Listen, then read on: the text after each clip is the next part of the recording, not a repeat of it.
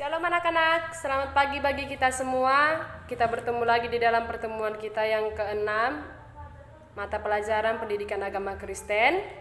Ibu harap kita baik-baik saja dan kita masih diberikan kesehatan hingga kita pada saat hari ini kita masih boleh mengikuti pembelajaran kita walaupun melalui daring.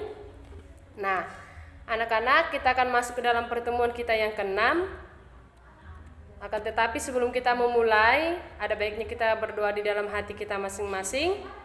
Kita saat teduh dimulai.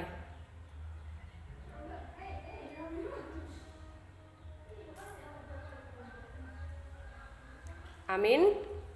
Nah, anak-anak, kita akan masuk ke dalam pertemuan kita pada hari ini, ialah gereja di Indonesia. Dan Ibu sudah menerangkan di pertemuan kita sebelumnya bagaimana gereja terbentuk dan sejarahnya, dan gereja sebagai umat Allah yang baru. Nah, kekristenan datang ke Indonesia pada waktu yang cukup awal. Beberapa peninggalan sejarah menunjukkan bahwa di Barus, Sumatera Utara pernah hadir kekristenan Nestorian yang berasal dari Suriah. Bentuk kekristenan ini juga pernah hadir di Tiongkok dan meninggalkan sebuah prasasti besar di Xininan. Namun demikian seperti kekristenan Nestorian di Tiongkok yang kemudian punah, kekristenan Nestorian di Barus pun hilang begitu saja. Mengapa demikian anak-anak? Nah, selanjutnya kita masuk. Rupanya orang-orang Kristen Nestorian ini tersaingi dari masyarakat sekitarnya, sehingga mereka hidup dengan tata cara orang-orang Suriah, menggunakan bahasa Suriah dan tidak dipahami oleh masyarakat sekitarnya, sehingga mereka merasa terasingkan di masyarakat itu. Lalu kekristenan berikutnya datang pada abad ke-16 bersama orang-orang Portugis dan Belanda yang mencari rempah-rempah di Kepulauan Nusantara. Maka terbentuklah kelompok-kelompok Katolik Roma dan Protestan sesuai dengan agama-agama Portugis dan Belanda. Di berbagai wilayah di Maluku dan belakangan di Nusantara Tenggara Timur. Dan seperti yang sudah kita bahas sebelumnya di dalam bab 1, ada berbagai gereja di Indonesia yang terbentuk lewat dari pelayanan pengkabaran Injil ataupun suku-suku tertentu. Karena itulah terbentuk gereja yang merupakan hasil pengkabaran Injil di kalangan suku. Nah, kita dapat menemukan beberapa pengkabaran Injil di gereja kita masing-masing itu melalui aliran pengkabaran Injil melalui suku-sukunya. Nah, selanjutnya kita masuk ke dalam bagaimana gereja mengusahakan kesejahteraan kota tersebut ataupun pada saat ini, masa kini, sehingga berkembangnya gereja aliran-aliran lainnya. Dalam konteks masa kini, gereja pun harus sadar bahwa gereja hadir di dunia ini bukan hanya untuk dirinya sendiri ataupun kepribadian dia sendiri, akan tetapi gereja hadir untuk menjadi berkat bagi kota itu dan seluruh dunia. Itulah sebabnya banyak gereja yang terlibat dalam gerakan-gerakan untuk menolong orang lain.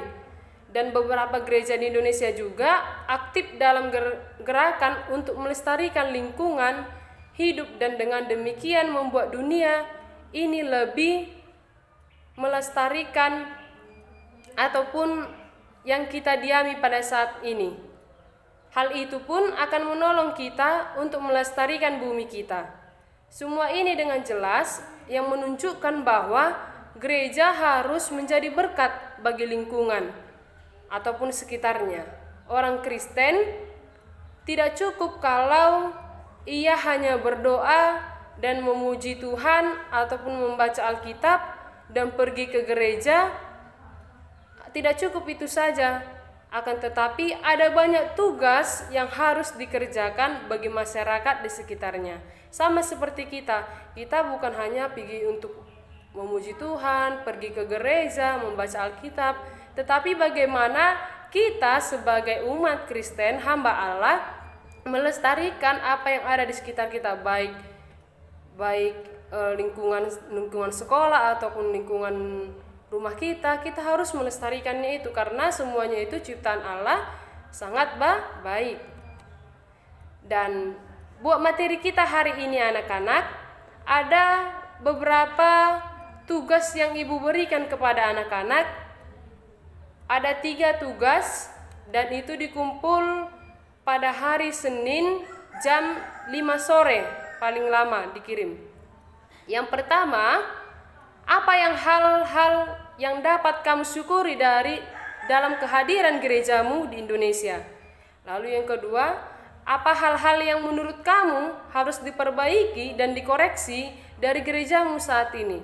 Baik itu mungkin pelayanan pendetanya yang kurang baik ataupun jemaatnya yang kurang rajin ke gereja. Itu menjadi PR buat anak-anak, apa yang harus diperbaiki dan dikoreksi dari gerejamu saat ini. Lalu yang ketiga, apa yang harus kamu lakukan di gerejamu untuk meningkatkan kesaksiannya di Indonesia agar kasih Kristus benar-benar menjadi nyata bagi masyarakat Indonesia ataupun jemaat pada saat ini yang kamu tempati gereja. Nah, melalui materi kita hari ini, semoga anak-anak tetap sehat dan semakin dapat ilmu pengetahuan melalui materi kita hari ini. Salam sehat, shalom.